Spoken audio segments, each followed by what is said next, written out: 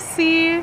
I got started with engaging with Wood Street Commons maybe at least 4 or 5 years ago. I was helping build tiny homes at the 1707 Wood Street site, and with like Anne Marie's group. It was really cool to come, to the site every week and learn a little bit more about construction, and I got to meet the residents, and I overheard John at the time just really excited about doing a bike ride to, it was LA originally, and then I had some experience doing long bike rides, so I get to talking with him. I'm like, you really want to bike to LA? He's like, it's gonna be a long way. It's like, okay, what if we do Sacramento instead?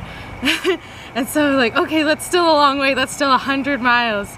You'd need car support, you'd need snacks, you'd need water, like you need a route. And he's like, okay, you're hired, you're on the team, you're recruited.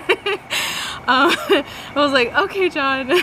And I had only ever done I'd participated in one long distance bike ride before, but John's energy really brings people in. I feel like he's such a community builder, and there's so many so cool and inspiring and just community driven folks who are part of the Wood Street community and family. So I felt really welcomed. It was it's such an incredible team to work with. I ended up building a route using the biking tools that I had from West Oakland to Sacramento, prioritizing as many bike trails as possible and a scenic route for the riders.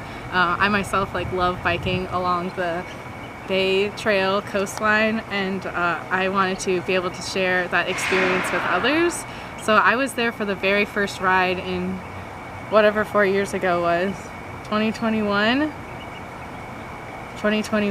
and I think it was only maybe four to six riders at the time, and on all bikes of all sorts of condition. Nobody had any phones which was tricky for communication, or all of my map navigation system was entirely phone based, so I had to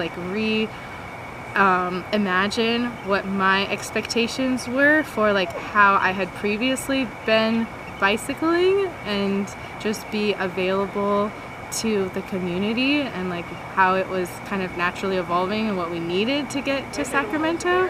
And so over time, I think we've built a system where more drivers are participating, more bikers are participating. We have the route in multiple formats, printed and digital, and we also have more support to make sure people have phones, are charging their phones, and working together a little bit more to and we have these checkpoints. It's all been growing over time. Nobody kind of knew exactly what it would be like. It was ambitious from the start to do this 100-mile bike ride.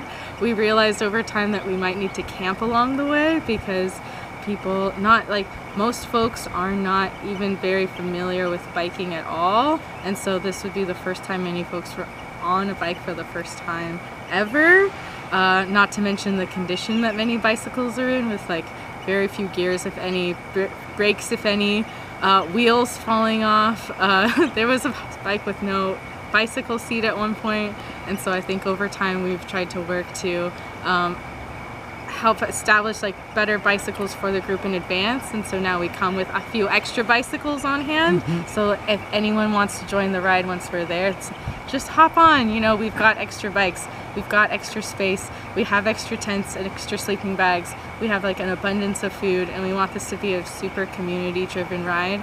It's always the heart of it has always been through John and Leger and Lamonti, and the folks who have been working at the heart of Wood Street, doing the mutual aid, working with folks, and it's always very welcoming to bring people in.